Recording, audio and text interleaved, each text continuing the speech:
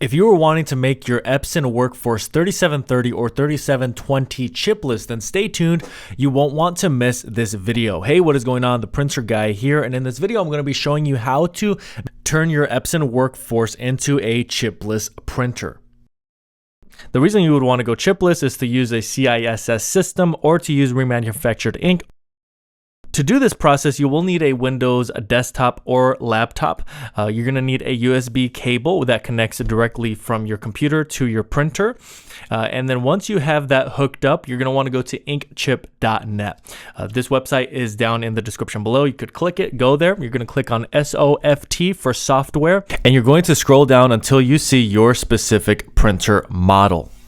You're going to download the firmware, which is the first download button in the column for the printer you've chosen. You're going to have a file like this. You're going to open it up. And for me, I actually had to click here, inkchip.net firmware. I extracted all, and that actually allowed me to have another file that popped up. And that was the file that I actually would open up and then go down there, inkchip.net firmware. That second one that had the extract all file, that's the one that actually got me to this point where I could actually download the software. Because your printer is already connected with a USB cable, the printer model should show up under model name, USB, new version, and you're going to click on start. Once you click on start, you select the printer. The firmware will begin to download onto the printer.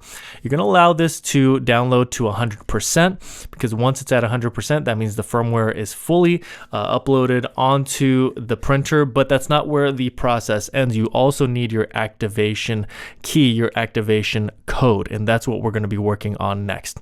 We're going to go down to download the activation back on inkchip.net. You simply just need to go down similarly to what we did before, click download. That's the middle download button for the specific printer.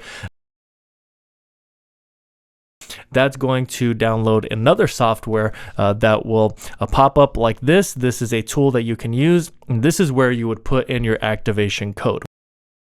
We then again have to go back to the website inkchip.net. We're going to scroll down and click on Epson Workforce Series. We're going to look for the option that's WF3720. And if you notice, there's a lot of other models as well. We're going to click on add to cart. It's going to be about $35 for this, but don't worry about that. There is a discount code that you can use. You're going to click on the top right corner where the cart is, and that will allow you to actually check out. So you're going to input best printers, and that's going to allow you to save 10%, apply the coupon, and then you can proceed to checkout.